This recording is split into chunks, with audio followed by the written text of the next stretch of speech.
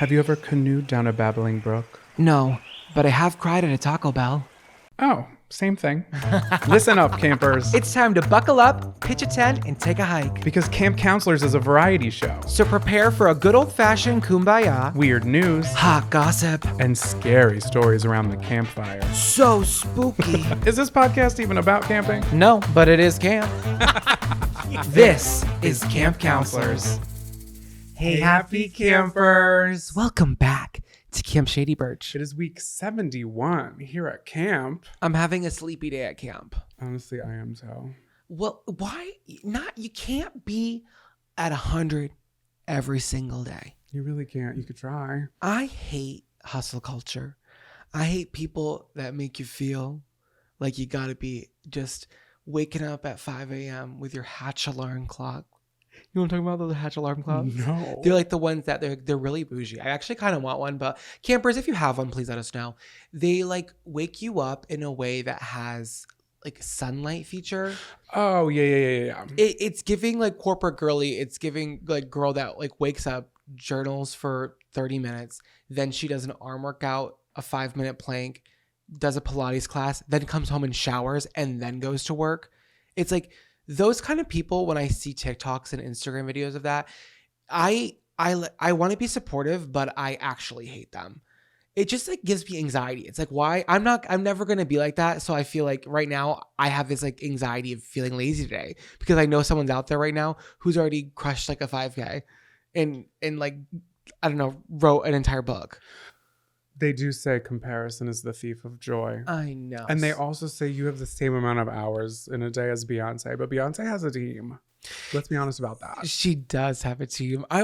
If I could have one person on my team, I would just want a private chef because my fat ass just wants meals prepared for me. Sandwich can go prepare something for us right now. Sandwich's culinary skills go as far as a toasted ham and cheese. And Which would you complain about? oh my God, honestly, if someone were to bring me a toasted ham and cheese on ciabatta with a side of kettle cooked chips and a fresh side of coleslaw, as a coleslaw girly, I'm not going to be shamed for that. That's what I'm craving right now. How do you feel about celery seeds and coleslaw? Really confused where the seed is in the celery. Oh my God, so true. What is celery seed? I don't know. Celery salt is different than celery seed. Oh wait, it's probably the seeds that you use to plant the celery. Yeah. No, it's a stalk. You just put the stalk in the ground. I would assume. I'm no farmer's almanac, but no, I like celery seed in my coleslaw. You know who's a great coleslaw? Who? Have I talked about this before? Probably, but KFC. Oh yeah, you have talked about this before. I'll never forget seeing on a Facebook post, someone was like, KFC makes it in a bucket. And I'm like, no shit, they have to make a big quantity of it. Like, we think they're making it in a small personal bowl for every order. Like, yeah, it's giving bucket because it has to be the size of a fucking restaurant. It's like, so annoying when people and she thought she ate with that. People are like, don't get the soup from Panera. It comes in a bag. Bitch, what? I'm not mad. We're from the same timeline and the same, like, we're just like so similar. We see the same stuff. Cause I remember being in high school and seeing a meme going around where it was like, and the one I saw specifically about Panera was that the mac and cheese comes in a bag. It's like, I'm not grossed out by that, babe. The mac and cheese Panera. Oh my God, why am I saying it like that? The mac and cheese at Panera is so good. I don't give a fuck if it comes in a leather shoe. You think I'm better than that? No, I will eat a Kraft single. You know who is better than that? Who? The girl waking up at 5 a.m. True. Who just journaled. True. Oh my God, wait. Also, so you said the thing about waking up by light. Why for so long was my alarm that like radar alarm on a phone? It's like, Oh, yeah. That's not a way to start a day. You know what's funny? It doesn't matter what preset alarm I choose on my iPhone. I inevitably hate them all at a certain point because I just associate that sound with just waking up. So I've never found an alarm that I comfortably enjoy. But that one is psychotic that you choose that one. Why do you choose that one? I don't anymore. Now I use the one that's like that's like the nicest one I found. None of them are nice, but yeah. But there is one ringtone that triggers me. I don't even know how it goes, but the second I hear it, I get a tingle up my spine and a twitch in my asshole. Which that one? Sets me off because I used to be an RA. I don't know if I've ever talked about that, but I was an RA at one point in college. And when people get locked out in the middle of the night when I was on call, one, I couldn't leave the building or I had to be within like a 2-block a 2 city block radius of the building. People get locked out at least like 10 times a night. It was a huge building. And the ringtone would go off and it would wake me up at like every hour. I would get no sleep. So anytime I hear that, I have a physical reaction. Like I'm having it right now. When you were an RA, did you get free housing? Yes. Was that the perk of it? Do you think RAs are kind of like the camp counselors of colleges? Honestly, that is such a great reference. RAs suck. I'm sorry. I don't want to like shit on you, but like they're just like the narcs of the college campus. And I was not a good RA because I didn't want to be a narc. I just didn't want to have confrontation. Basically, why I did it was because I didn't apply for my financial aid in time for my 5th year because my credits didn't transfer. So I didn't know that until the last minute. So that's why I did it. So I was like, I'm not inspired to do this, and I just want to get by with free housing. Yeah, and you were a good RA. You were a chill RA. Yeah, I was the chill RA. I was good in the eyes of the students, not so much my boss. Well, who do you have a relationship with beyond the school? The students, not the boss. So I think you made the right call. You're so right. I was just forging relationships with our clients. I love that. Well, everybody, welcome back to the show. What a starter that was. What did we do this week, Counselor Jonathan, that we can tell the campers and keep them abreast on our livelihood, or I don't know, lives? We went to the theater. Oh my god, we went back to Broadway. We haven't been back in the Broadway scene for a minute. B2B. It was amazing. We saw the show Shucked. Have you guys heard of that show? I had heard of it and I saw it and everybody's like, it's so good. All I knew was it was about corn, and that was as far as my knowledge was going. But I'm so glad that we went. I know, it's so funny. We did not know anything about the show, but everyone told us like this was the show to see. So I knew that it was ending in Broadway soon when I bought the tickets in December. And I was like, well, let me get tickets before it closes.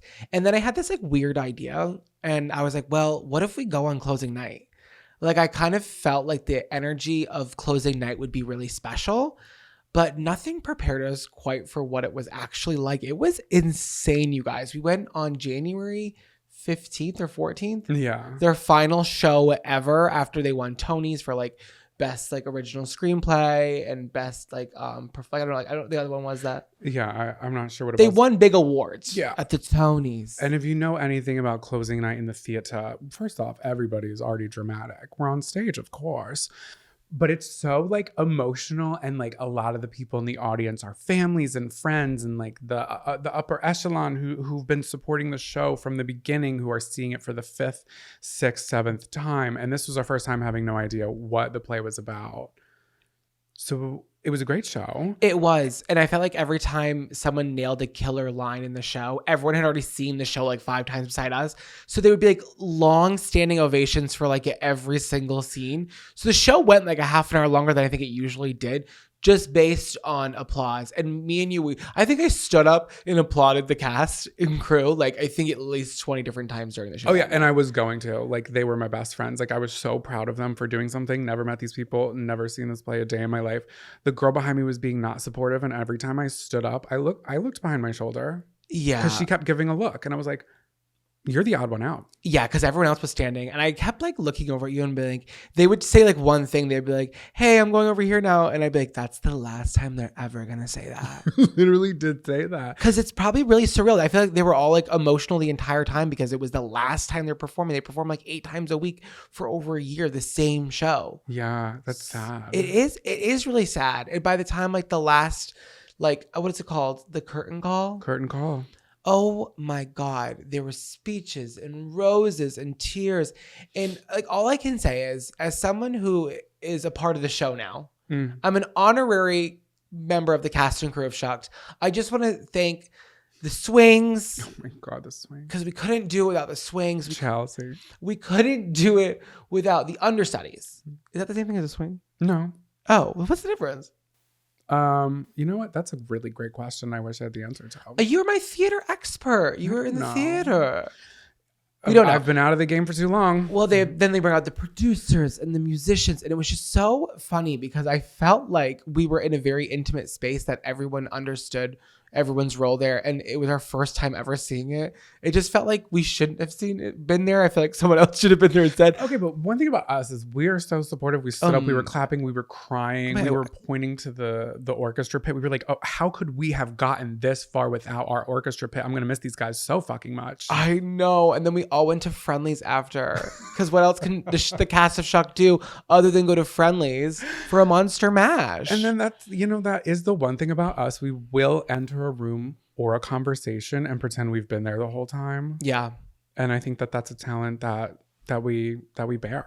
It was interesting too. I don't know. Some guy at the end was doing his speeches, and I don't know if he was the director or what his role was, but then he announced on stage that they were doing a feature-length film, which is interesting because then I'm like, okay, first of all, everyone on stage looks surprised, and I know they're actors, but I feel like they didn't know. No, I don't think they knew. I don't think everyone's going to be in the film. No. I hope Alex Newell is in it. Alex Newell is like the star character of the show, and I think she'll definitely be in it for sure. I don't know if everyone else will get the opportunity to, but with that being said, is it going to be like a movie version of her, or is it going to be like a tape of, how they do like professional tapings? Like when they did Waitress, they had Sarah Bareilles when she did it. That was a professional taping of the show, not like a movie. I think it's a motion picture. Oh, we're bringing back the silver screen. I think that is what it was. Oh.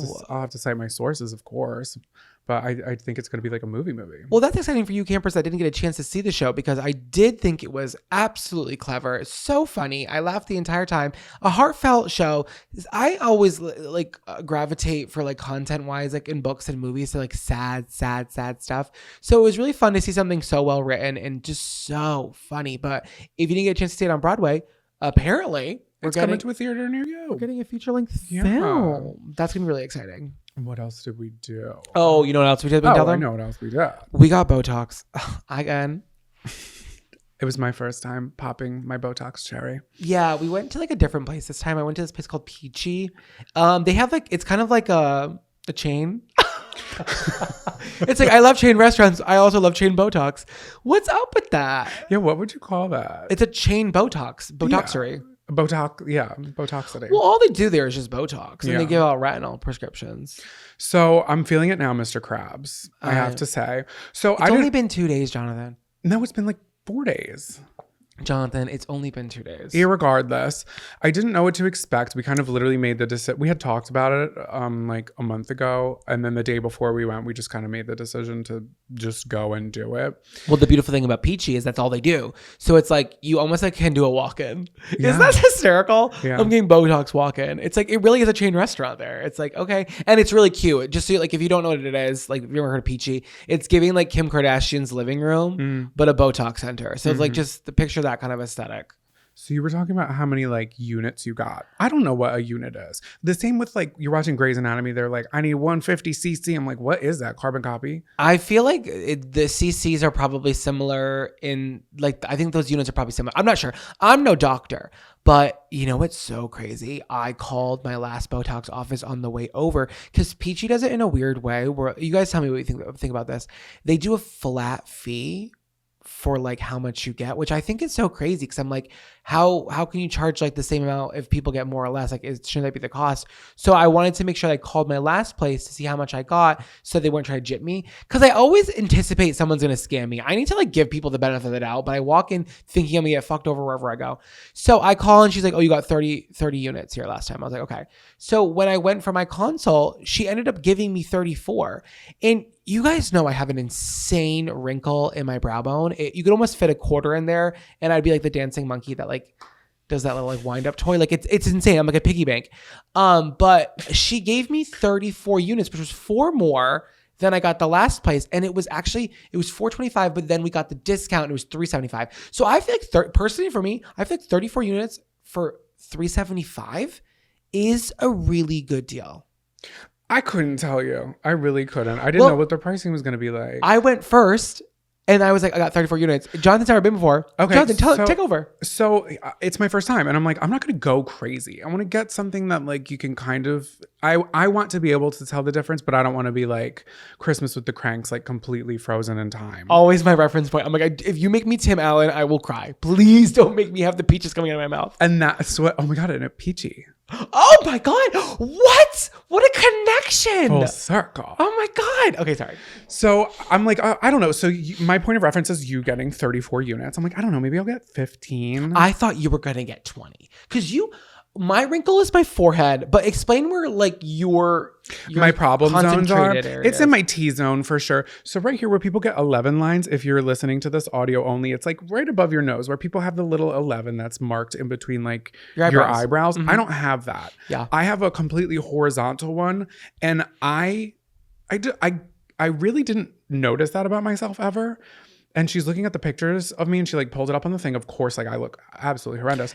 It has to be a crystal clear photo, Jonathan, because they have to see it. They can't they're not going to give you a filter before they show you. Like they have to be honest. And I get it. And she's examining my skin in person. So it's like, I get it. She's seeing what I'm seeing on a picture in real life, which is probably even more scary. So I'm just going with it. But she's like, you have a horizontal line here, which is super rare. And I'm like, oh, okay. Should I like keep it? Well, apparently they're hard to get rid of, I guess. And Put I also it on have a keychain. What? Put it on a keychain. Should I keep it? Like what? I don't know. I kind of like it now. Well, yeah, I know. If she said it was rare, I'm like, okay, well, should I erase it or should I not? Should I cherish it? Put it in a case and sell it on eBay. It was just like cut it off of my forehead. Oh, stop. So I have smile lines. And I feel like it really just measures miles of smiles. I always tell you that I love your smile lines. I think when men, that sounds so misogynistic. Oh my God, I can't even say that. But I'm gonna finish the statement because I'm gonna be transparent here. I always find like men look really like attractive to me. Well, that's actually, I'm not being misogynistic because I'm talking about my attraction and I'm gay. So let me speak. I'm sort of offended. I was like, you're in attack mode and you haven't even finished the sentence. I'm attacking myself because I'm nervous people are gonna call me out. No, I always think that men that have like when they smile and they have the little crow's feet or like the smile lines, to me that just like looks very like sexy. Like when you smile and I see your little creases, like I'm attracted to that. But I know that people, when you get Botox, like that's the point to get rid of it. But like they put it there, but I felt like I've never felt like you've needed Botox, but I feel like you wanted to get it. I appreciate that. And you did that. That was very kind of you. And I do appreciate that because I think that is a point of my, do you like your crow's feet? I don't, but I don't feel super insecure about it. Okay. But I really just wanted the fucking experience, you know? Exactly. Like the connotation for Botox when we were growing up was very like hush hush, but now it's like, girl, why aren't you getting it? Yeah, it's also like how the script has flipped on like if you have something bad to say about Botox, like you're the problem, which is the true issue. Like, why do you give a fuck what I'm doing with my face? Yeah. All that to say, I wanted to get rid of it. But I'm a really expressive listener and talker. You are. I feel like sometimes I'm overly expressive when people are talking. I don't agree with that statement. I think you have a perfect amount of expression, but you are very expressive. Well, thank you. I appreciate that. Sometimes when people are talking, I start to tune them out and notice. I'm like, oh my God, I'm making the craziest faces. Like I'm doing too much. And I'm like, wait, I just missed what they said. And then I get super anxious about me existing in totality. So you got 34 units. I'm like, I don't know. Do I ask for 15 units? So she's doing the chart and she's like, okay, this is what we're going to do. What do you think? Bing, bong, bing. And I'm like, okay, how many units is that? And she looks at the chart. She goes, 59. I say, oh, is that a lot? And she goes, oh, well, that's kind of a loaded question because it's a lot for somebody who doesn't need it. Wait, that was not a drag though. It was not a drag, but like that is so true. It's like, okay, like a lot to what? It's relative. It's relative to what you need. You exactly. I mean? But it sounded, the way I delivered it sounded shady, but she wasn't being shady. Like she was being very sweet and it's so true. I'm like, you know what? You're so right. Yeah.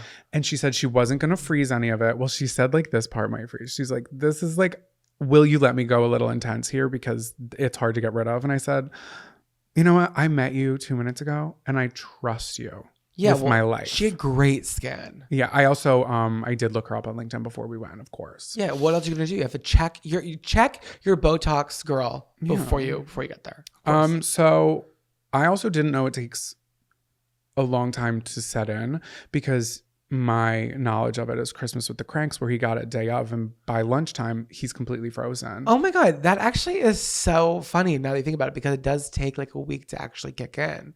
And I'm not going to say we shouldn't believe everything we see in the movies, but I did feel a little lied to. So how long does it take you? I said like 7 to 10 days. And I remember like when I first got it, and I talked about this in the podcast for the first time, like last year. So, and I was like really insecure and like just like having a hard time like adjusting to like it looking a little different. So many of our campers reached out to me and they're like, hey, Zachariah, like it's just your first time. You're feeling really valid. Like it'll even out and you're going to like love it. Just like write it out. And so many of you were so supportive. And it's just your first time, babe. And you have to trust me and you have to trust our camp community that it's going to look beautiful. The girl who did it was like obviously very professional. And when I looked it up online, the average amount of units people get in their face for Botox, it is 50. I'm just not getting as much as you.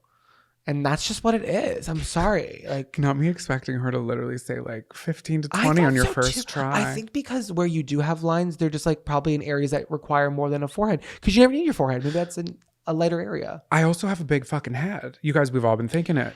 We've all been thinking you don't have a big head. I got a lot of real estate. You have a long head. It's very Abe Lincoln adjacent. It's eggy. I need to see you in a top hat. I need to see you in the theater with a top hat. Knock, knock. I'm John Wilkes Booth. Boom. I just need to see it. I feel like if you love me, you'll do this for me. Let's bring back top hats. What the fuck? First of all, Abraham Lincoln was gay. Get over it. Second of all, what was Abby's wife's name? Wasn't she kind of a baddie? Abby. It was Abby not, Lincoln. It was not Abby. Wait, get Abby Lincoln on the horn. Abe Lincoln was hung. Oh my God. Abe Lincoln was hung. He was gay and he was doing the damn thing. Abe Lincoln was doing things that people weren't doing at the time. Abe Lincoln was a visionary. Abe Lincoln is on the nickel. Okay? Leave it alone. Remember nickels? Yeah. First of all, the most useless of the coins. Truly. It was like penny, nickel, dime. It's like, I'll take a dime. I'll take a quarter overall. My God. Let's rank them. Quarter, number 1. Obviously. Number 2. Oh, wait. What about the dollar coins? Those are kind of annoying. You can't, yeah. And you can, honestly, let's leave it out the ranking because it's just such a special beast. And we're not talking about value-wise because obviously we just go in order. We're talking about aesthetics, hand-holding, overall perception. For me, out of the 4 coins, quarter's number 1. Obviously. And then I think we're going to have to go to dime. I was going to say penny. I think dime for me. Oh my God.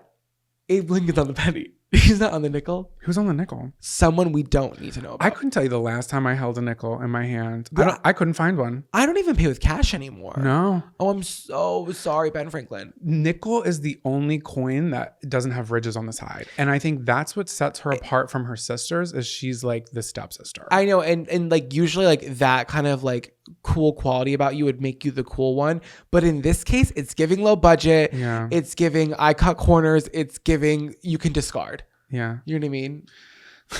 No, but I this is like a silly conversation, but this is exactly how I feel. No, 100%. It's 100% true. So back to Botox.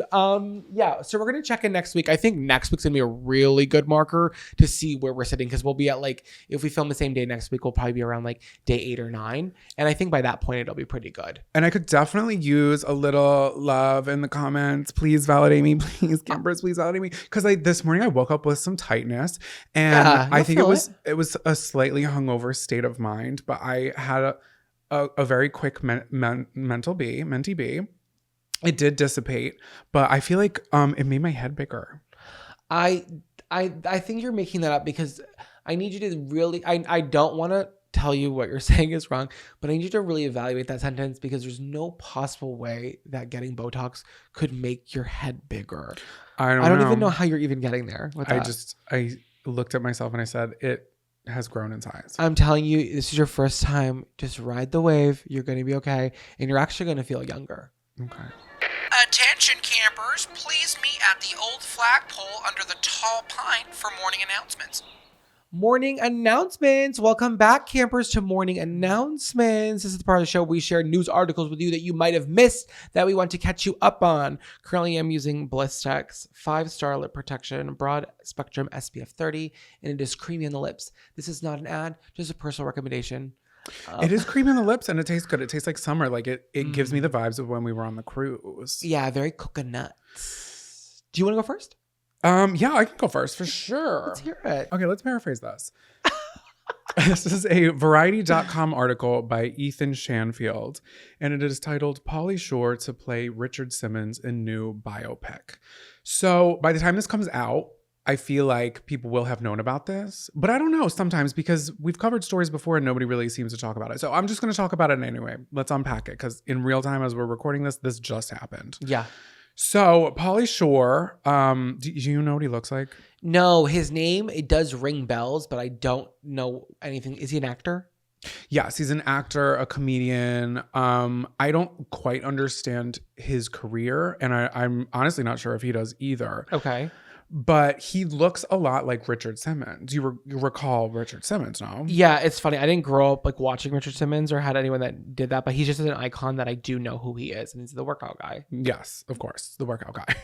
He okay. I'm sorry. I'm pulling up a photo now. It's eerily similar. Yeah, it is eerily similar. It's you know what it is? It's the eyes. It's the forehead, and the eyes, and the hair texture. It's the look. It's the London look. It's the London look. So, there's a film that is currently in development at Warner Brothers subsidiary. It's called The Walper Organization. And they're basically like casting everybody for this Richard Simmons biopic. This is a quote from Pauly Shore. He said, "I'm really excited about sharing Richard Simmons' life with the world. We all need this biopic now more than ever." Sorry, I'm going to pause because it's like, do we? Also, like, not to get into like controversies or like conspiracies, like, isn't there something like dark and sinister about the way he's like been out? Like, is he okay? Do we know? I feel like he's giving like Wendy Williams, where we're not really sure if he's okay. I'll come back to that. Okay, because I'm like, so does the world need to exploit this man? That doesn't seem like it. I just think it's a weird statement. We all need this biopic now more than ever. Bitch, why? Yeah. It just sounds like a career opportunity for you. But okay, I'm getting ahead of myself. Let's put a pin in that. We're going to come back. Okay. Simmons represented mental health and getting people in shape and being his authentic, silly self. Whenever he was on TV, you could never take your eyes off him. And he brought such a joy to his appearances that represented nothing but a good time. He's like, you know what? Now more than ever, we all need a good time. Well, I agree with that sentiment. I just don't agree with tying yourself to this project. Yeah, it's like twisting it to make it anyway. That's what they always do. Always do. So Richard Simmons, he was one of the biggest fitness celebrities and exercise gurus ever. So he had like the line of tape, Sweat into the Oldies. I would watch it for entertainment purposes when I was a child because it had such a good soundtrack and I felt like I was just like dancing with a group of friends. So I would literally do it by myself. Like if my mom had to do something around the house and wanted to like have me entertain myself, you pop in that movie or Oliver and Company and just like have me sweat to the oldies. And I'm like over here like doing my jumping jacks, just listening to music from the 50s. Like I was entertained by him. I loved him. It's like your like, I don't know, like your beginner's Just Dance. Yes. Before the Wii. It was my Coco Melon. Yeah. Please. So Richard Simmons, he was on the late night with David Letterman, the Ellen DeGeneres Show, and the Howard Stern Show. So that's kind of how he ended up like blowing up a lot because he made constant appearances on those shows. And then in 2014, he mysteriously disappeared from the public eye. He just kind of like, I don't know, I think at one point people were like, wait, what happened to him? Because people were like, he started to look a little sick. Is he sick? Or, you know, he just like went into hiding. Is he alive? Like people had question marks and they needed answers. So in 2016, he did an interview via telephone. With who? With the Today Show. Okay. And he assured everyone that, quote, no one is holding me in my house as a hostage. And he simply preferred his privacy. I think he said it as like a joke. I didn't watch the clip, but it's just written in this article. So, but he hasn't been seen since 2014. That was his voice only 2 years later in 2016. That's like 10 years now that he's been in hiding. Do you think, I have a weird thing to say. Do you think he like gained weight and he's like uncomfortable about that or something? Who knows? Why? How has no one seen him physically? I don't know. Who knows? You know, should we? We shouldn't even speculate. Exactly. He doesn't want us to. Right. Okay. So, and that's kind of what this boils down to. So, this guy, Mark Walper of the Walper Organization said this is what he said about the upcoming biopic about Richard Simmons. Quote, "There's an amazing, dramatic, and uplifting story to tell about Richard Simmons. My company has been making historical dramas and biopics for over 50 years now. We know it works." He then went on to mention that the film will be a, quote, dramatic and heartfelt feature in the tone of Little Miss Sunshine. Great movie, by the way. Love that movie. So this announcement was like announcing that this movie was coming out was followed by a short film that was called The Court Jester, which also starred Pauly Shore as Richard Simmons. So this actually came out January 19th. And I think you can watch it on YouTube. I haven't watched it yet, but we watched the trailer. And this is a totally different project. I think the Warner Brothers subsidiary saw that this was happening and saw Pauly Shore playing the role and was like, we need to like not just do a short film. We need to like really take this and make money off of this man who's gone into hiding. It's kind of what I'm reading there.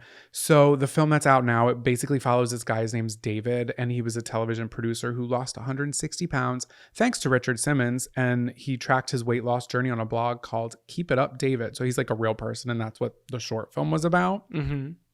So they basically announced this movie after the short film. The two are not related, but Pauly Shore plays Richard Simmons in both of them. Got it. So they make this announcement, and then Richard Simmons starts speaking on Facebook.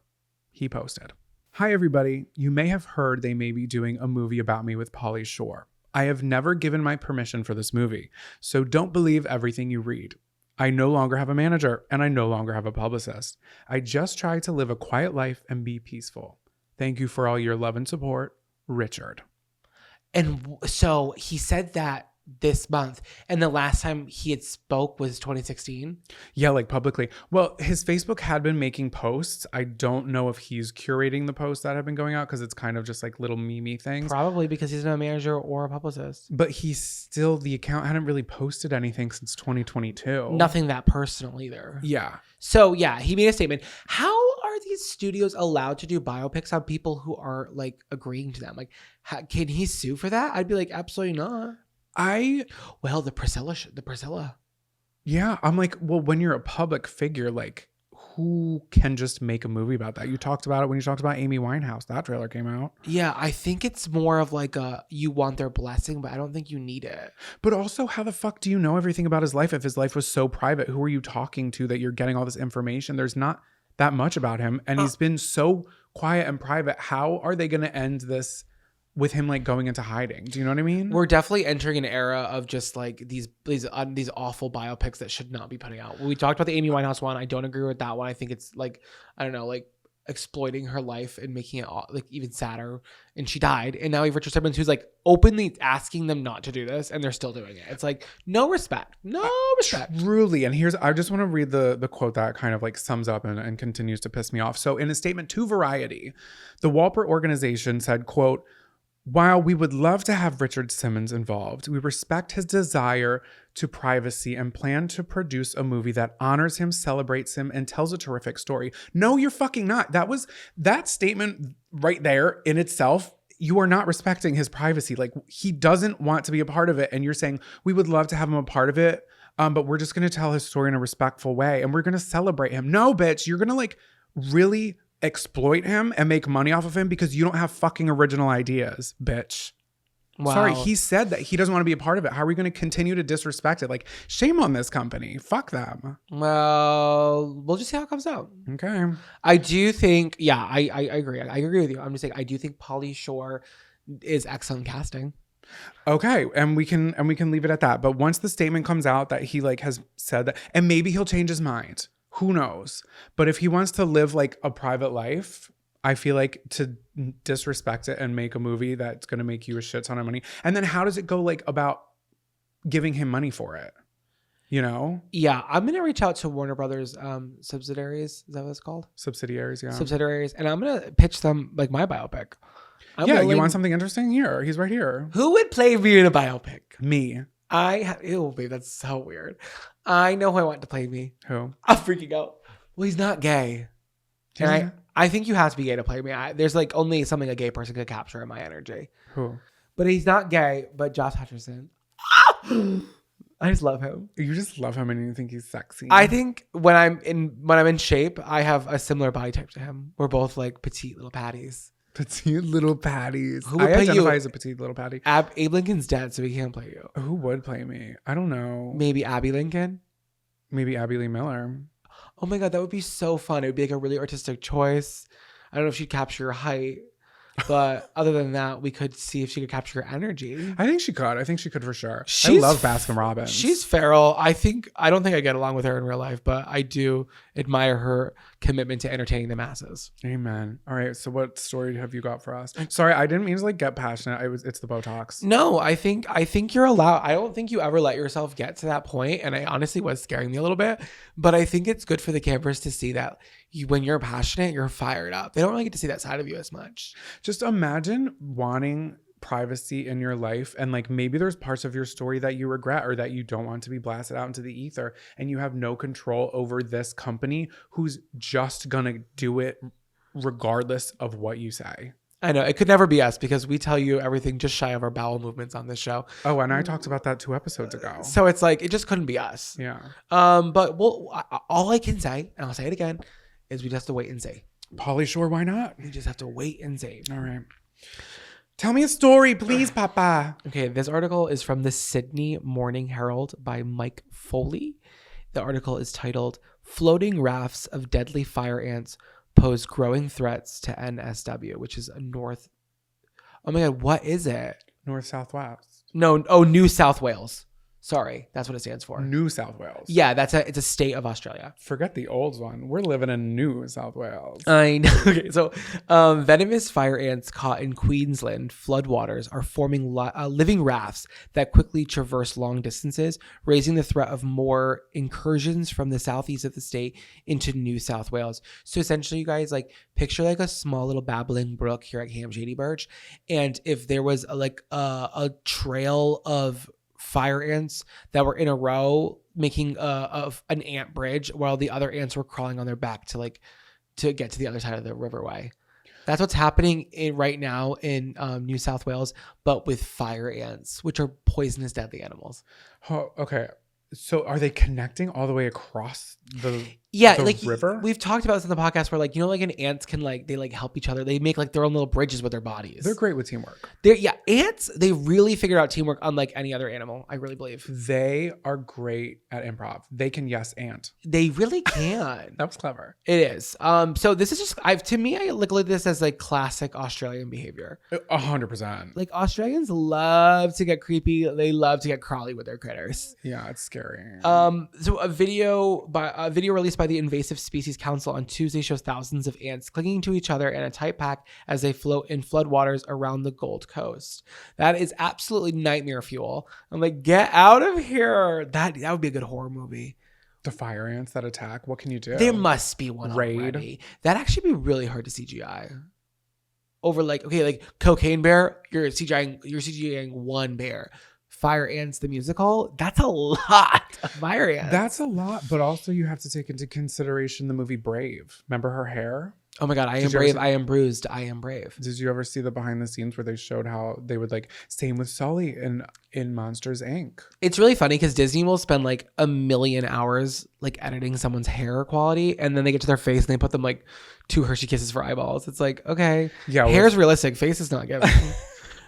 It's so scary that the state of New South Wales is essentially requiring the imports from a fire ant known area of Queensland, because so essentially Queensland, Australia already has this issue, and now the problem here is that it's entering this new region of New South Wales. So they've basically not closed the border for imports, but they're brought up security on imports, and if there's anything delivered from a known source where fire ants are, it has to go through extensive checking and tracking now. Yeah, it's causing mayhem there because they're please, we don't want this to happen. We just talked about on Monday's episode of Trail Mix, we talked about the lanternflies. Yeah, and now it's lanternflies are invasive, but these are actually can kill you, which is really crazy. Yeah, and they're also you can check the packages all you want, but these little ants are coming by river. They're making their own boats out of their bodies. Well, they also travel in the most creative of ways. Sometimes they come in think about it, you're buying mulch. They're we're in the mulch. How do they express their ideas to the other ants? They're hey, I have an idea. Let's get in this, and then we can cross the river, go through the woods, and we'll make it to grandmother's house. Do they speak with their little mouths? They're hey. There's gotta be. What are they vibrating? Get over yourself. Like, Send sonars? Like- Like what the fuck? I just need you guys to speak up and figure it out. They're like, baby, we have figured it out. We're fine. And I'm sorry, their brains have to be so tiny. Do they have brains? Like how do they function? They're giving bodybuilder. Again, these are simple Google searches away, but things that we need to think about. Wait, not them Campers. having brains and bronze. Like they're really fire ants are firing on all cylinders right now. Literally. Oh my God, can we give them a gold award? I know they're killing people, but they're like, hey, like at least we're slaying. And I don't mean to like continue to like stop you from telling your story, No, but are you please. going to talk about how they kill people? Yeah. Oh, okay. I will, because a natural question I had to answer myself. Yeah, I was like, how do they kill people? But before we get there, this is really interesting. When do you think fire ants, like how long do you think fire ants have been in Australia? Since the beginning of time. Since fire ants were first detected in Brisbane, Queensland on February 22nd, 2001. So it's like, I said this was classic Australian behavior, and they're like, fuck you. This wasn't even our fault. They fit in quite well there, though, to be honest. Australian listeners, I need you to understand that, like, Americans do perceive your nation as, like, just, like, the most deadly of critters. Like, Yeah. everything there just wants to hurt you. And I don't know Yeah. if that's true or not, but, like, that's just how we see it. I feel like that's how it is. Sexy accents tour. So they're not sure, like, officially, like, how it happened. Like how they got there, but they can only assume that they entered through shipping containers from guess who? Who? America. Now, We did it. where do we have them here? So I'm gonna get there. So yeah, they were dropped off in Brisbane, Australia. They were pretty sure from American cargo ships. So then I'm like, the motherfucking Americans. Of course we did that. So then I'm like, okay, so like, are they from America? So listen, 2 species of imported fire ants were unintentionally introduced from South America, aka Brazil and Argentina, into the port of Mobile, Alabama. Mobile, Alabama, almost 100 years ago. So it wasn't even our fault initially anyways. It was from South America's fault. So these ants, They're they're smart. taking over the world. Oh my God. There's a map online and it shows you like where they started and where they're going.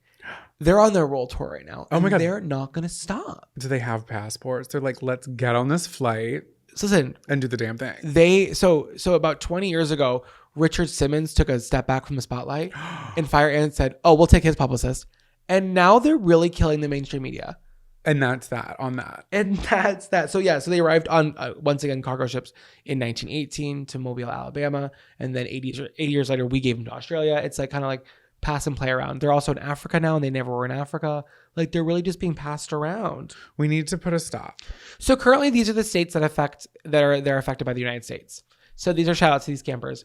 Alabama, Arkansas, California, Florida, Georgia, Louisiana, Mississippi, New Mexico, North Carolina, Oklahoma, South Carolina, Tennessee, Texas, Virginia, and Puerto Rico. What camper out there got really excited when we named their state? Someone out there was like, that's my state. Because I was waiting for Pennsylvania and I didn't hear it. I think I'm glad I named your state, but this wasn't a name in a rap song. We named your state due to an infection of deadly fire ants. So I'm glad we said it, but honestly, you should be scared. So I was like, how many people have died in America from fire ants? Well, let me tell you, 4 people on record have died in Alabama, 10 in Florida, 2 in Georgia and Louisiana, and 14 in Texas. Isn't that crazy? From a little ant. So what happens is like, it's not typical. Like if you were to get bit by a fire ant, you would die. I think it's like when they go untreated and some people have very severe reactions that they go into anaphylactic shock. Oh, okay. So like, that's kind of like what happens. Okay. So it's not like if you were to get bit by one, like you have to like get it under control. It's poisonous. This is why I'm okay with it being 9 degrees outside right now. I feel like they could persist.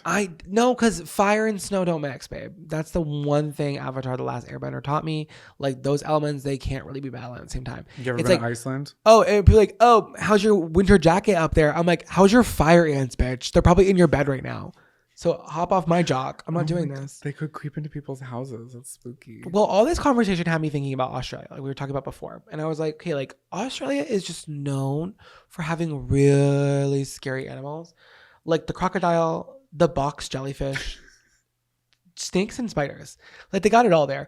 And I was doing what you say? Start like coconut crabs. Is that what they're called? The Amelia Earhart eating bitches. Babe, just add it to the list. Like it's never ending there. Scary. So I was like wondering. I was like, okay, like as I was researching the animals, I was like, is Australia concerned? Like, are y'all out there like on the outback, like scared for your life every single day? But there's this really fantastic Reddit page called Ask an Australian. I'm hooked. Isn't that such a cool Reddit community? Such a great community. So someone asked this exact question years ago. They're like, are you guys like freaked out? And they were like, no, like only if Say it in the accent. I can't. Nor. You're the Australian expert. Thank you. So they're like, listen, it doesn't interact with our daily lives here. Obviously, we're careful in areas that we know we need to be, but like it's not that serious. But Australians need to realize that Americans view their flora and fauna as very poisonous. So it's definitely giving clickbait here. It's definitely like making us perceive you in a different light. So I'm glad that Ask an Australian can really clear up the gray area for me. And I feel like I do have a lot of questions. Have you ever seen the inside of a kangaroo's little pocket? Of course I am. I'm a curious critter myself. Now, why? It's giving fleshy. It's giving pink. It's giving unnecessary for me to look at. I'm not gonna describe it, but if you campers feel brave, just give it a little Google search. Don't do it on a public computer and don't do it at the library. First of all, I've talked about this. One thing about me, I have beef with kangaroos. I don't think they're cute. I think Pooh Bear was propaganda, giving us a cute imagery. I watched a kangaroo take a dog by the leash and drag it into a river to try to drown it. And the owner had to go out into a river, into a waterway, rip his dog from the kangaroo had his hands around the collar and rip his dog back and then straight up have to box this motherfucker in the river. Like one-on-one combat style in a waterway. That ain't happening in Brooklyn, okay? You know what I mean? I'm fighting crackheads on the subway. I'm not fighting kangaroos in the water. That is next level. And that's a true story. Everyone lived. Kangaroo, man, and dog. The kangaroo charged at a dog and dragged it into the river by the collar. What makes a kangaroo happy? Because they seem so pissed off and they just want to rage. They just want to punch. They're jacked for no reason. They're on the juice. Yeah. What was that creepy movie? And that's what started my hate. Kangaroo Jack. Yeah, I thought that was scary. But honestly, a very accurate portrayal of what kangaroos can do. They're Wear very hoodies and talk. Well, they're just like, I don't know. I was going to say like high-spirited. I don't think I've ever seen that movie. We should add that to the... I've definitely seen it at a sleepover. And that's a sleepover movie. But I need to say something really quick about Kangaroo Jack. Like, I don't need to rewatch it because there's a million movies I need to see before that. And I just refuse to give my attention span to Kangaroo Jack, an animal I already hate. That's enough talk about Australia. But guys, just be careful out there with these fire ants. If you've ever had an interaction with one, please leave a little comment or an email to us because I'm just curious. Grab your bug juice and bear spray, campers. It's time to pack it up and take a hike. Welcome back to Take a Hike. This is the part of the show where we bitch a little and we tell something to take a hike. So let me tell you a little story. Let me hear it. There I am, sitting on my iPad, collecting my jewels on Candy Crush, doing my thing as I do. You're an iPad kid through and through. It's a soda saga. So then I get a text message from my friend Jim, and he goes, I think your Twitter was hacked. Why are you constantly having security issues with your social media? Wish I knew. And it's like, I'm for the most part, maybe I know a lot of your passwords. And I will say, they're very creative. They're not normal. You guys know Jonathan. He's so like weird and quippy and like just has a very interesting brain. And that's why we love him. How are these bitches guessing this? I don't know, but honestly. How are they getting the passwords? So I go on my phone on my little application. Let's start calling them applications. Now, app is out. Application is in. We have the time for the extra syllables. I think we should stop shortening everything. And I've been saying this for years. We're working from home, which I support. But if we're going to work from home, we have to stop shortening words. Yeah. Application. So I open my application, my Twitter application or my X application. I hate it. I'm only calling it Twitter. My Twitter application. And I'm logged into the camp counselors one. And then you can switch accounts. You can put on multiple accounts. Yep. So I go to switch the account and that's the only one that's there. I'm like, oh, where's mine? Where's my personal? Which I don't use. I don't use Twitter. And I really don't go on there because it's pretty toxic. The things that pop up on my thing, I'm like, I don't need to be on here. It makes my blood boil a little bit. But what I don't want is someone else on my account. Understandable. I ask you to go look it up because my thing is gone. And then I even like type in my handle and it's gone. It's like disappeared. So you look it up and someone changed someone named Angela Cullen has taken over my Twitter. There's a picture of a little blonde girl, and she has her little AG1 Athletic Greens link in the bio, and has reposted literally hundreds of posts about this guy named Lewis Hamilton. And he's an athlete, right? Lewis Hamilton, who I had to Google because I have no idea who the fuck it was. He is a Formula One racer from Britain. And Just say F1, babe. F1. And on his Wikipedia, it says, Sir Lewis Hamilton. Well, you know what? I'm always going to respect a sir, because it's like, that's a title that they give you. And if you get that title, it's like, you better call me that. Well, I'm freaking out because I'm like, who is this? What's going on? I look her up. This woman is Lewis Hamilton's physiotherapist. So in my head, I know it's not her because she's like a famous person too. Like, she used to do field hockey and all this shit. So I'm like, someone hacked my account, changed it into like looking like her, and then became a fan account for this him. Lewis Hamilton guy. And when I say hundreds, like, it had to have been a computer or something that was just pumping, like a bot, like was just pumping out all of this shit, like hundreds. So I am trying to figure out, I'm like, what email was that? I can't figure out the email. Oh, it was an old email? It was an old email. Oh, okay. I'm hitting up Twitter support. They don't exist anymore. They're like, first of all, don't call us that. And second of all, we're not helping you if you're going to call us Twitter. Yeah, because they fired everybody. Remember when he fired everybody? Elon Musk was his musky behavior. His musky behavior. He's been like retweeting porn, which I think is like, go off. That's fine. But when you're like the CEO, CFO, it's like, you're weird. He's so fucking weird. He's just weird. He reminds me of like an old can of like Pepsi. Yeah? Like room temp. I don't know. It's just like the vibe I get from him. Anyway, also this guy, Lewis Hamilton, he dated Nicole Scherzinger on and off for like 14 years. And if you remember, Nicole Scherzinger is the titular character in the song Amber by 311. Yes. Oh my God. Quite the scandal. That's like my favorite fact I've ever learned from the show. So random. So random. So anyway, I'm like hitting up Lily Marston. I'm like, do you know somebody at Twitter? Because like, I don't know anybody who would know anybody, and I don't need my account back to use it. I just don't want somebody else to have it because everybody who's following me is now getting all this propaganda from Lewis Hamilton. I finally got my account back. I changed everything that I can. You got it back pretty quick, babe. But I can't use it. I deleted on my end. I deleted everything retweet wise, and it shows up on my end like everything's gone. And then when you're on a public account and looking at mine, it still has like hundreds of posts, and I can't get rid of them. So I'm not using it. So don't add me. It's privated. It's done. But I'm pissed. Have you tried to tweet something just to like start a fresh life? No. Maybe, hi, this is me. No, I haven't. I'm scared. I'm frightened. Well, I have a theory. What's your theory?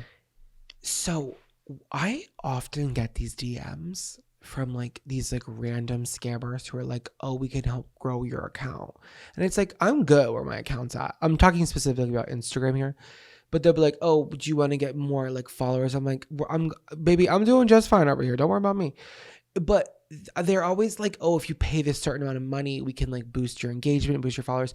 So I think that Lewis Hamilton fell prey to one of those scams, which then the bots like hack accounts and then retweet his stuff for that your audience to see, which then on his back end does give him more engagement.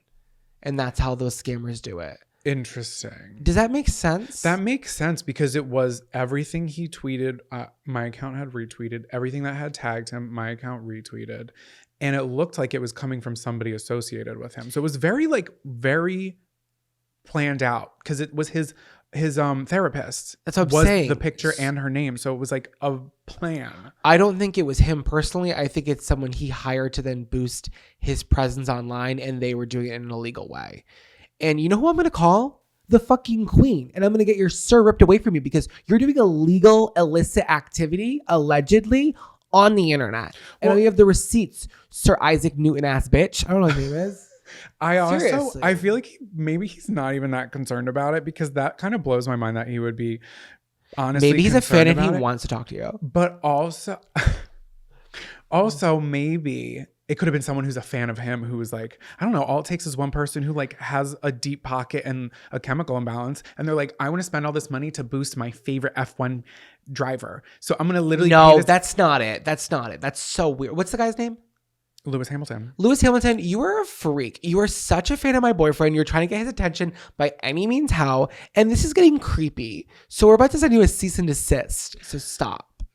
And I did block him, and I blocked Angela Cullen. I have nothing against them personally because I don't think it was him. But when I was looking him up, he was doing like a Formula One race in Saudi Arabia, and he took so cool. He took a stand he identifies he's like Catholic, and he like goes to church, and he's like a Catholic man and everything.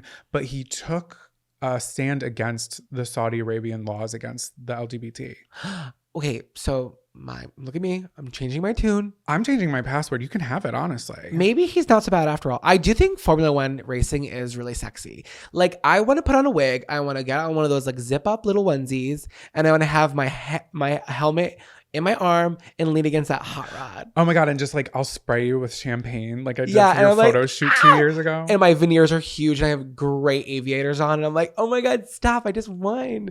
Honestly, now I have a favorite F1 driver. It's him. They just had that big F1 race in Vegas. I wonder if he was there. I'm sure he was. I don't know. If he's an F1, check my old Twitter because I'm sure it was reposted somewhere. I'm sure it was in those posts. I don't know what to do. I think I'm just like, I'm donezo. Well, you weren't really using it anyways. You got it back. I would just sit on it for a minute. It seems like this has become a part of your hex.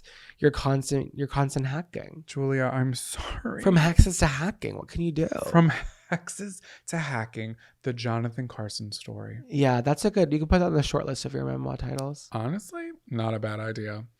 So what are you hating on?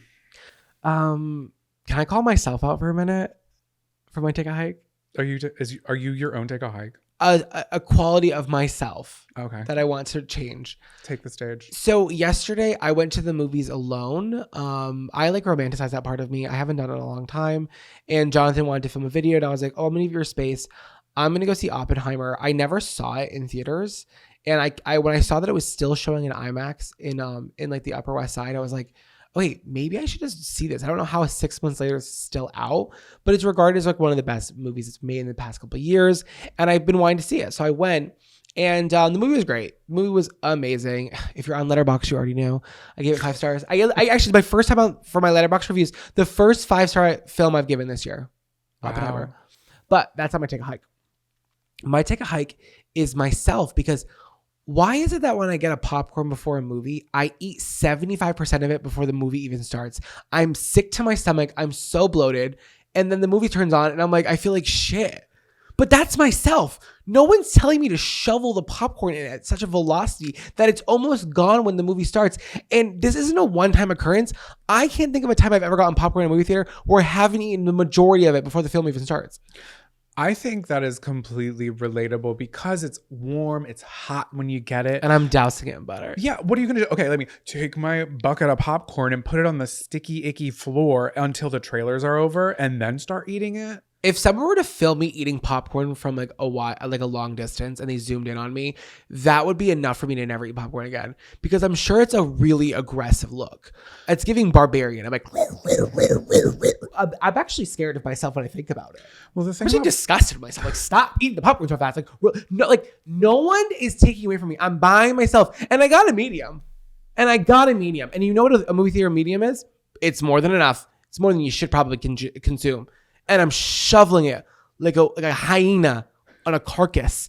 Chill the fuck out, Zach. It's gross. And I'm telling myself that because I need to stop. I've never not done that. And when we go to a movie theater together, we're so cute. And we share a popcorn. And then when I give it to Jonathan in the bag, I'm just counting down the seconds until he passes it back. I'm like, okay, you've had it for a minute. I need to get back on my Wolverine status and start gulping it down. What should I lift it up and shake it into my mouth? Oh my God, I'm sick. When I do that with a bag of chips, it feels like rock bottom, and I've done it in public. It only feels like rock bottom when it's a family size bag. If it's a little bag, it's like, well, I'm just being efficient. No, nothing feels good about doing that. The only way that it's good and you can just get it done quick is with a Pringles can. I was just gonna say I fucking hate a Pringles can because why is my giant? I'm like cutting my hands trying to reach into it. Yeah, and if you shake it out, there's crumbs.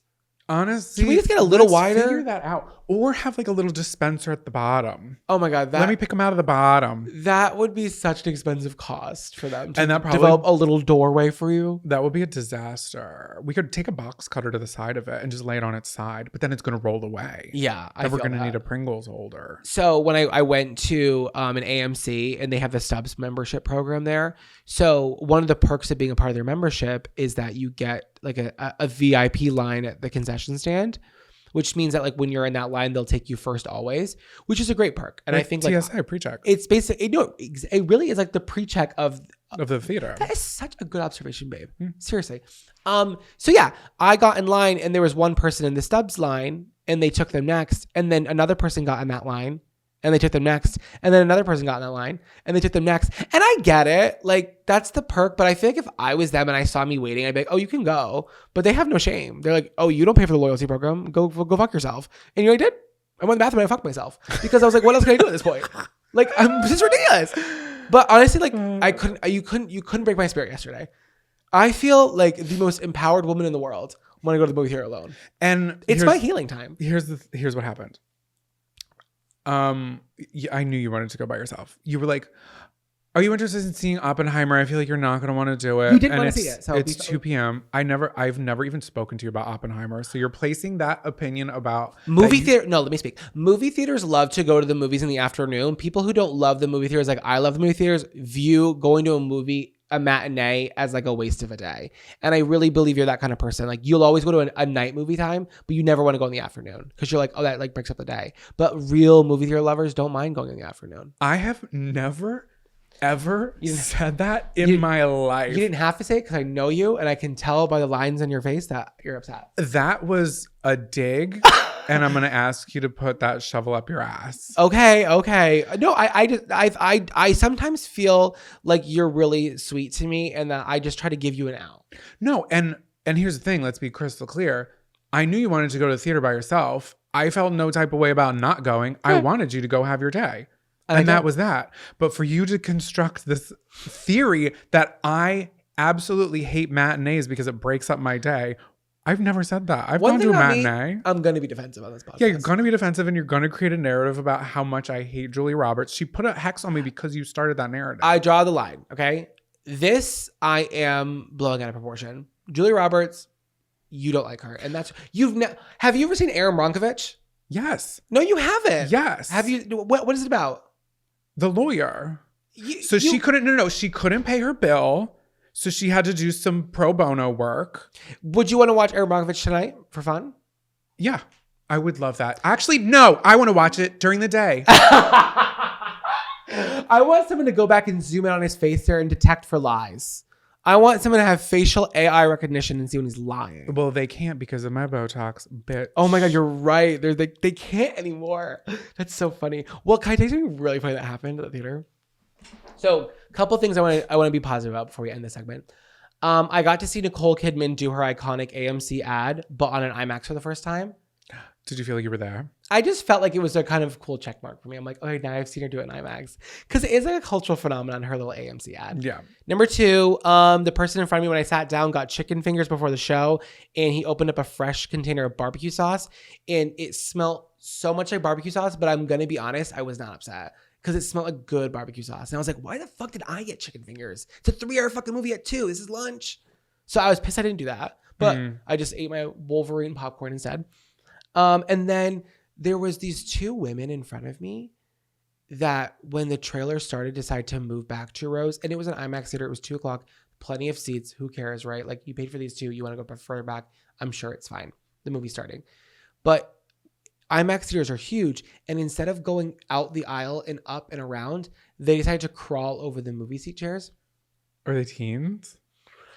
And I mean this in the least ageist way, these were women, I would say, late 50s, early 60s. Climbing over the chairs in the theater. And the only reason why that's relevant to the story is because I was, in my opinion, from my perspective, noticing definitely a mobility issue here that was not the smartest choice because this was, and I'm telling you this was happening the row in front of me, 2 seats over. Like this was a true IMAX experience because it was 3D for me. Okay, the noises that were coming out of these ladies' mouths after they go over the first row and now they're in my row. It was the most uncomfortable, painful experience to witness them like just struggle the entire time with jackets and like a bottle of water, and then Jonathan, I talked about this yesterday with you, and you were like, well, at that point they have to commit. Because at that point, seeing how bad it went for them, I would be like, okay, we're going to go around. No, they did it again. And it got even worse because now they're fatigued from the first time. Like climbing over movie theater chairs.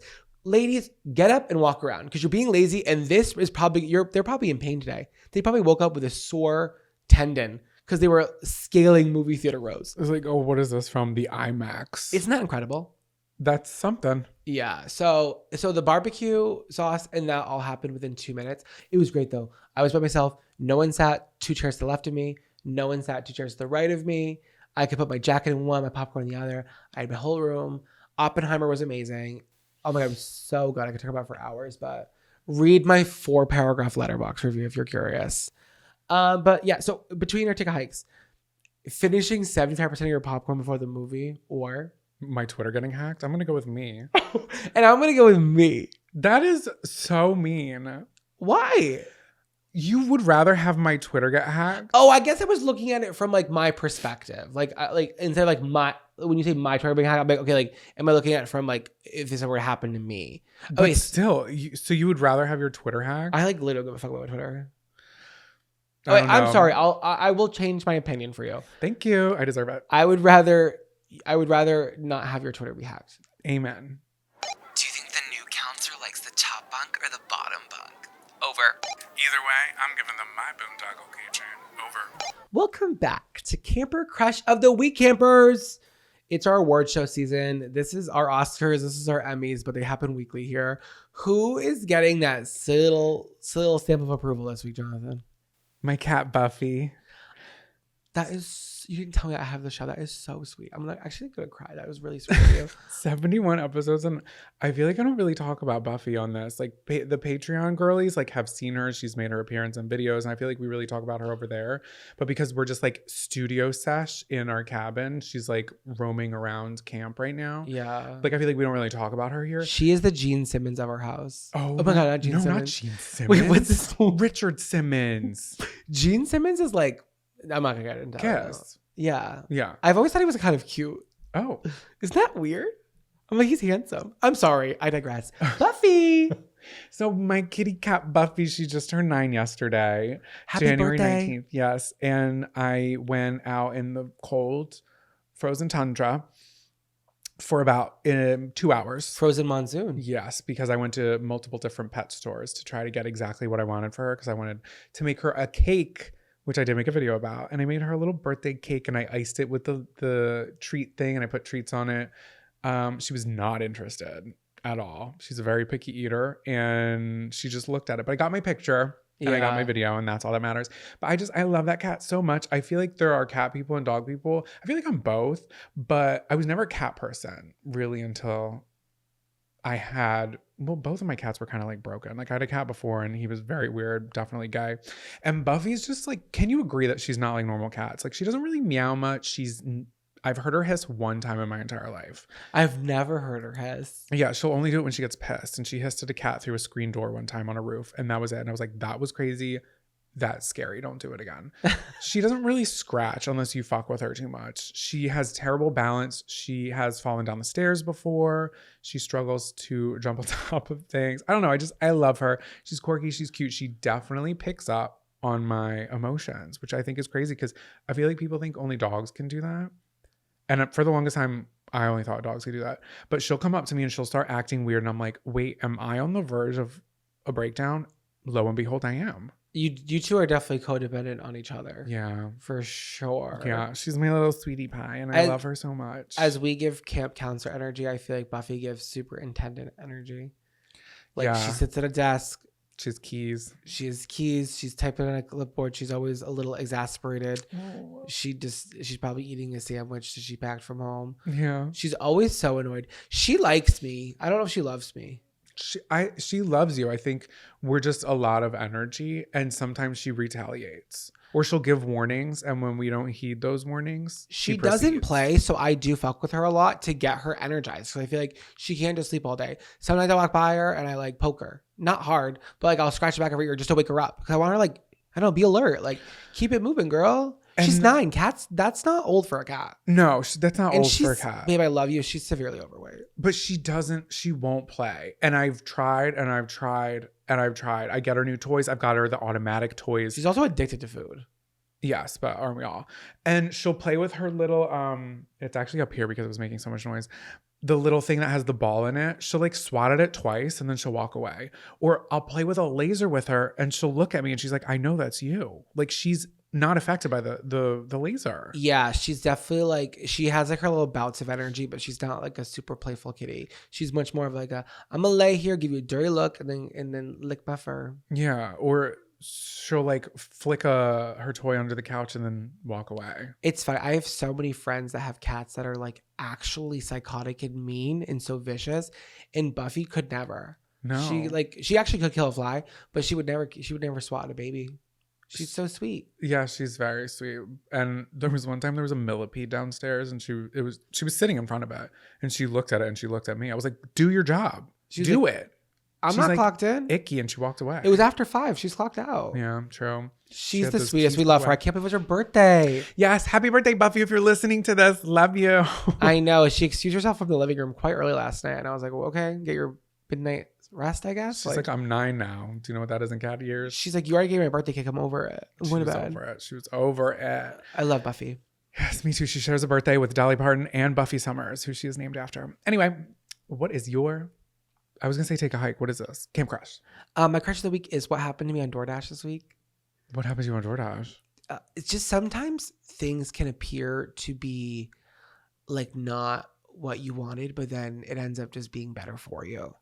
You know? No. Like, what's that expression? It's like sometimes like every day is a winding road, you know? Yeah. Like, okay, so I think the only way for me to explain this is just to tell a story because it's kind of hard to summarize in one sentence. I wanted to eat just like some protein and vegetables last week. I didn't want any carbs. Maybe that's not the right way to say that. I just wanted to eat, I don't know. We had a really busy day editing. We didn't finish editing until like 7:30. Everything was frozen, all like our protein. I was like, let's order on DoorDash. So we ordered from this place called Westville, which is like, there's like a couple locations in New York. And like every time I like bring up Westville to like a New Yorker, everyone's like, oh. Like New Yorkers have this like awful connotation sometimes. I'm going to call it out that things that have multiple locations are instantly shit. Peachy. And I'm like, oh, I'm sorry. Like, what's wrong with a business thriving? But God forbid it's not some hole in the wall that doesn't have a Google review. And then that's the best place in the world, right? It's like, oh, I'm sorry it's corporatized. But Westville is good for the record. It's delicious. So I ordered my steak medallions, mashed potatoes, and I got the kale salad. And then you ordered salmon, asparagus, and mashed potatoes. Westville's a little further from us where we live in New York, so it was going to be like an hour wait. But I was like, whatever, like by the time I shower and like get in my comfies, like it'll be fine. Ends up getting here, whatever. Jonathan goes inside, gets the bag. He opens it up. He's like, babe, this isn't our order. I was like, what? So I go in there. The receipt says Zach D. And I, on DoorDash, am Zach P. So the DoorDasher picked up 2 orders from the same restaurant, both Zach with one different initial, and he swapped the orders. You guys know me. Does this sound like something I'd make a crush of the week? No. You guys know this would like send me over the edge. I opened the bag. You're not going to believe what was inside. I'm actually welling up because it was so enjoyable. It was a fried chicken sandwich with aioli, avocado and pickles, fries, and a little cup of chicken noodle soup. I'm like, I didn't order this, but I know how DoorDash works. They're going to instantly credit our account because this is like full proof this was the issue. And all I wanted that day was to eat something like hearty like that. Like I really wanted something fried like chicken, but I was like, no, be kind of healthy. Get like the kale salad with like the protein and the mash. Like even that wasn't that healthy, but this definitely wasn't healthy. So I really felt like the universe was like, no, Zach, you had a really hard day. You know, you want a chicken sandwich and you opted against it in DoorDash. Now you're going to get your entire order refunded and a free chicken sandwich. That's exactly what happened. I got a free chicken sandwich. And I had a glass of water for dinner. That's not true because You went around the corner and got yourself pizza because you also would rather have had the pizza instead of salmon, but you were trying to be good. And the universe that day told us, You deserve it. unfortunately for you, you had to leave the house to get it. But you know what? I was okay with that. It's not that far. It's like a block away. No, it's not. So that kind of did work out in your favor. And honestly, for Zach D, if you're listening to this, you got a great deal on that too, because he got like a $60 meal. Yeah, and he also didn't have to like pay for. He also like it doesn't matter if it was more money. Like he didn't order that, so he got to like credit that. So hopefully he like steak or mashed potatoes. I feel like he probably was on the come up too for sure. Mm-hmm. Like we He ordered. made out like a king. Yeah, you're the only person who didn't make out that well here. And that's okay. I really enjoy my glass of water You got pizza and my pizza. No, we starved Jonathan that night. But I think it's funny because the universe just knew I needed a chicken sandwich. Yeah. And I wanted it, but I stopped myself and it was like, no, baby, we got you this. And it was free. And I got the whole thing credited to my account. And then we ordered DoorDash last week. We got Chinese food. And then that was technically free because that was a refund charge.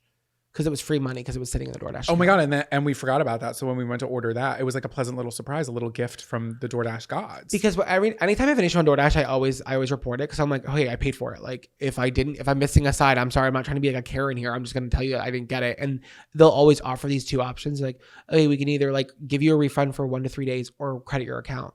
And the credit, when you get the credit for your account, it's instant. And I'm always going to do that because I know I'm always going to order DoorDash again. Yeah. And it's easier. It's so much easier. I'm not going to be checking my account. Did it clear yet? Is it in there yet? No, I don't have time for that. I'm just going to put it in my account because I'm going to, one thing about me, I'm going to DoorDash. So I will highly recommend the fried chicken sandwich at Westville. Incredible. As well as their steak and their salmon. Westville is such a good little, not a hidden gem, clearly. But but an uncut gem for sure. Yeah, an uncut gem. Good job, Westville. What song's been stuck in your head all week? Welcome to Camp Songs. Welcome back to Camp Songs. It's the part of the show where we share songs with you that have been stuck in our head all week. The playlist is listed in the episode description. I'm not saying that this week. They know. Jonathan, what song has been stuck in your head all week? Camp Songs. So I put my iPod on scramble, and the song that came on I haven't heard in so long. It was the first song I saved on Spotify ever when I first got Spotify. And the song is You're Not Good Enough by Blood Orange. Have you heard of Blood Orange before? No. You've probably heard this song. You thought I heard of last week's song, and I didn't hear that one either. The Potential Breakup song? Oh, no, the one before that. Oh, I don't remember what that was. Rigo. Something to Rigo, that girl. Sam loves the song. Oh, Stacey Rico. I feel like Rico. Yeah. I thought it was Rigo. No, I feel like you just have a very eclectic taste. I'm very commercial. I'm very chain restaurant. I love a chain. I love a commercial. I'm commercialized. honestly, the way that I heard this song for the first time was in a record store. Like it was a very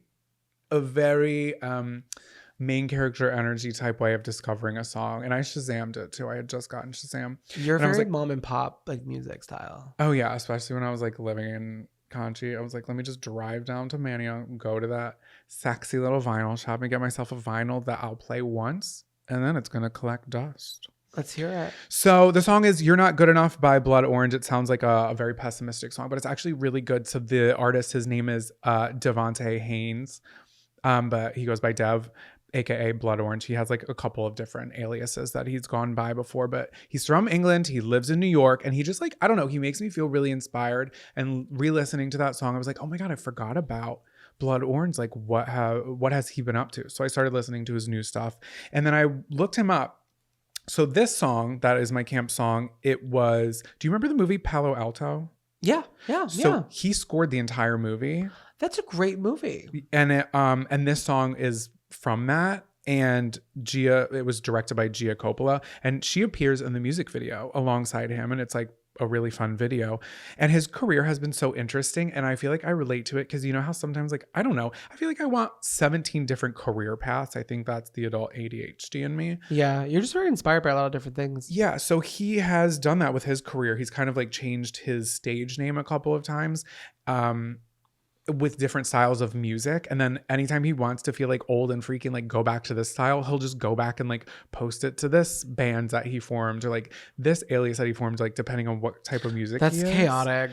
It seems chaotic, but under an alias, it's like he's like, sometimes I feel like that, and if I used my name and not stage names, people would like feel some type of way about me changing my music. You know what I mean? Yeah, he's like, so anytime I'm just feeling a certain way, I'll just jump into that account. Exactly. And I feel like that's kind of how I am. I'm like, okay, yeah, like running 17 different fan pages. Like, I never ran a fan page. Yeah, but you're running multiple farm communities on your iPad. Hell yes, I am, bitch. I gotta collect my coins this morning. So then again, his career has been so interesting. He co-wrote and produced Solange's EP album, worked with Sky Ferreira, A$AP Rocky, Carly Rae Jepsen, Tinashe. He co-wrote Self-Care with Mac Miller, and his vocals are actually the backup vocals in the song. He's friends with Florence and the Machine. He wrote like 4 songs for Britney Spears. And then the one I thought was so random, he wrote songs for the 2010 film MacGruber. Did you ever watch that? No, but I know what it is. It's like the MacGyver. Yeah. Movie. MacGruber. And he wrote songs alongside Kristen Wiig for SNL. It's like, wow. Yeah, so that honestly makes sense because he seems like he's all over the place, everything. He's very creative. Yeah. I like that. That's cool. Yeah. And then the other thing from this song, You're Not Good Enough by Blood Orange, the female in the song, her name is Samantha Urbani. She's from Mystic, Connecticut, and she lives in Bushwick. It always comes back to Julia, Mystic Pizza. But she's like our neighbor now. I think that's really cool. But cool. Anyway, if you haven't heard the song or you don't know who he is, he's an incredible artist. I don't know. I feel like re-inspired by him this week. I was just groove into that song. I'll have to check him out. Yeah. And just see if I like recognize his music. Yeah. Okay. So what is your camp song? My camp song is from 1978 this week. Can you believe it? Oh, wait. You told me what it is. What is it? Roxanne. By the Police? Yeah. Okay. There's a reason for it because I have a good story about it that it's like funny for my life that I really want to share with you guys. I don't know if I talked about it yet. It's like so funny. It's actually not funny. We'll see. I don't want to tell you. You can't. It's like when you tell someone something's funny, it's like, well, I'll be the judge of that. I know. Wait. And sometimes that's just kind of like the buffer thing that I'll say. I'll be like, it's actually really funny, and I'm like, that's actually not funny. Actually, I'm gonna shut the fuck up now because I'm ruining it. Okay, so I'll be the judge of if it's funny or not. If you've never heard the song, I can't get into this right now. You have to figure yourself out because it's like an iconic song. It's a song written from the point of view of a man who falls in love with a prostitute. It's like such a spicy, like kind of like medium to discover. A sex worker. We'll call him sex worker. Oh, you know what? I should have said that, and I'm like upset that I even copy and pasted that. It's like Wikipedia, get hip. Yes. Seriously. You're right. So the lead singer of The Police is Sting. I like knew Sting was a person, and I knew the Police were thing. I didn't know that Sting was in The Police. I'm just stupid. So you didn't know that? No, baby. Okay. You always do this to me. Okay. I knew how you were gonna get as soon as it left my mouth. Because it hurts my feelings. I'm sorry. Do you know what Sting's name is? If we're gonna get sassy? Joshua. You know, it's so funny. Gordon Matthew Thomas Sumner. I would have said like Stingson. Do you know how he got his nickname Sting? He got sung. Because that was the first thing I looked up. I was like, "What? How do you get that name?" He gained his nickname after his habit of wearing a black and yellow jumper with hooped stripes with the Phoenix Jasmine. Bandleader Gordon Solomon thought he looked like a bee. According to Sting himself, they thought I looked like a wasp, which prompted the name Sting. Oh, wait. So is he Gordon? Oh yeah, no, he is. That's his full name. Yeah. So he just wore an outfit that looked like a bee. And then he's like a stinger. That's how he got the name Sting. Isn't that that's like not that cool? But like, no, I think that's kind of fun because it's like Cher. It's like you don't need a last name. What's Cher's last name? Yeah, I just think it's funny that like it wasn't like a very deep, like I don't know, like yeah, it's just like moment. It sounds like a hard, punky, like rock ass name. It's like I look like a bumblebee. Yeah, you look like a pretty bee. You want to call yourself a Sting? Yeah. So it's just like always recognized as one of the best rock and roll songs of all time. I'm sure you heard of it. Should I sing a little bit? You already did, but if you'd love to reprise. Well, I didn't really do like much about it. It's like when she's like, Roxanne, you don't have to put on the dress tonight. Is that what he says? No, that's okay. So that's part of my story. It's you don't have to put on the red light, but that's why when I was younger, this is the story now. So it's you don't have to put on the red light. So when I was younger, my mom used to always listen to like rock and roll radio stations. She was a rock chick. She's a rocker chick. So I've known this song like through the radio since I was like a toddler. So in utero. Yeah, in utero even. When I went in middle school and elementary school, I went to a private Christian school. A private school. but it was Christian. Do you pause there? Or do you want us to think about that for a little bit? No, I told you I'm exhausted. Like I'm literally operating on fumes right now. So I'm like, I'm saying things and I'm like, my brain's like, what are we saying? My brain's like, keep going. I'm like, I'm like, bitch, you keep going right now. Like you have to do your job. No, so private school, Christian school, we're connecting the dots here, guys. We're all working together as a team, okay?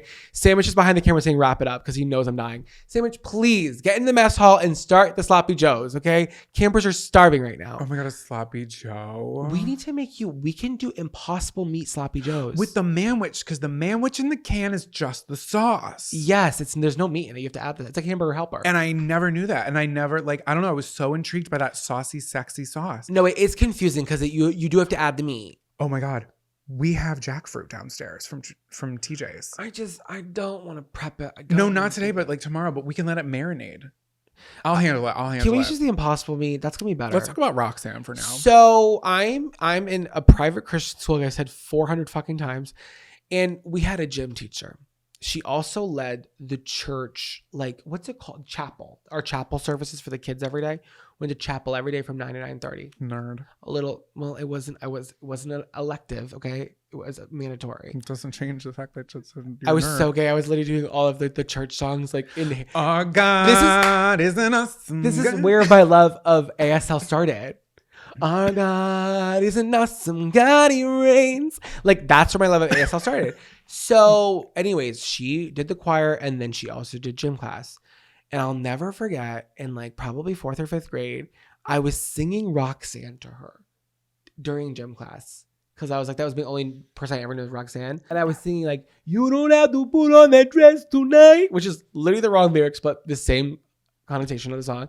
And she pulled me to a side and said, please don't sing that to me. I was so mortified, so embarrassed. It like literally ruined my whole day. I couldn't, like, it hurt me so bad that I felt so like little in that moment. I was so embarrassed that I remember the rest of my school day, like I couldn't pull myself out of it. Like I just like checked out, and I don't know. I was like, what did I do to offend her? Like I felt like I was like, Zach, you have to stop acting up. You have to stop being so stupid all the time. Like people don't like when you're like that. And then years later, I found out the song was about a sex worker, and that was really probably the motivation. She's like, stop referring to me as a sex worker in a Christian school and gym class right now, Zach. It's inappropriate. But I thought she was calling me out because I was just being rambunctious, but she was just calling me out because the song was inappropriate. Okay, but she could have been more clear with her messaging, especially if she's going to try to send the message, because clearly we're not going to gaslight her. No, we're going to gaslight her. No, we're not, because she's a really nice lady. And I don't care. No, you're almost 30 years old and it clearly stuck with you. Yeah. And I'm sorry. I'm not letting her get away with that. No, she's the adult in the situation. She could have just said, she could have literally said nothing. But the thing is, she pulled me aside privately and really nicely told me to stop doing that. She didn't embarrass me in front of everybody else. I took it because I'm very defensive. I hate her. No, I love her. I wonder if she listens to the podcast. She still follows me on Instagram. Oh, shit. And I wonder if she remembers that. No, because it's okay. Like, I'm defending her. I'm just being silly. I wonder if she remembers that moment, because it's probably such a passing thing for her in her life, because she was just like once again correcting a kid from her 7th gym class that day. But for me, all these years later, I can't hear the song and not think about the time that I probably embarrassed her. But no one in the class knew what I was even singing, probably. You got the words wrong. But yeah, I got the words wrong. But years later, I was like, wait, this is about a sex worker? Oh, that's why Miss Roxanne was so mad about that. Is that funny? Oh my God, how wait. Things connect? Okay, wait. Things are kind of connecting for me now, because what I know it from, my earliest memory of that song is from Good Burger. Carmen Electra is like hooked up with Ed, Cal's character, and she gets in the car and her name is Roxanne, and she's like, Roxanne, and she's actually like a spy. I'm not gonna, no spoilers here, but that's her whole thing, is like she's acting like she's trying to get the secret sauce, like Ed's secret recipe out of him, and they play that song, and she's like acting like a sex worker. Oh, is she being sexy? Oh yeah, in a Nickelodeon show. When he goes, put on the red light, Roxanne. Oh yeah, he slays. I have that vinyl. And you know what's crazy? That song has like 500 million streams on Spotify, and it's so old. How many vinyl plays does it have? How many before that? Like that song. How many radio plays? That's how many why CDs? It's in the Rock and Roll Hall of Fame, babe. In the Rock and Roll Hall of Fame, babe. That Sting from the hit 1978 album, The Police, bring him out. Yeah. That didn't make sense, but the accent was giving Cockney. Yeah, I feel like I'm gonna fall asleep on the mic. My mouth is so dry. I need a little treat. I need to get it together, but As exhausted as I am, I really feel like this was a funny episode. This was a funny episode. When is it? Hey, when is it not? When is it not? We have fun together. We do. We Well, should start a podcast. Hey, we should start a podcast. To a podcast. I'm gonna be so real with you. I'm done. My brain is like, you're done. You can't yes and anymore. You have to stop. I have to get off. But I'm gonna be back braver and better before, and we'll have to do a check-in about the Botox, guys. Yes. Please, we'll do a check-in. We're not gonna have a choice. They're gonna see my face. Well, our faces next week. You're gonna look amazing. You need to like just trust the process, okay? And they said that you get free touch-ups 2 weeks after. So 59 units. that, and I'm not trying to like scare you. I thought I would get more than you. Well, we're gonna go. Thank you guys so much for listening. If you can rate and leave us a great review, that would mean the world to us. I'm kind of freaking out because in a couple of days my face is going to be frozen and I'm not going to be able to be expressive, but that's totally fine because it doesn't last forever, but it is going to last for fucking like 6 months. Yeah, that's okay though. Okay, you guys, thank you. I love you so much. Let me do my goodbye now. I love you so much, and I wish you guys had the best day ever, and you eat something really good, and you get a good hot shower at the shower lodge, and you get to make a really good boondoggle keychain, okay? And when you see a nickel, think of us. Ew. Actually, don't. I don't want that. That's it. Okay, with that being said, Lights out, campers.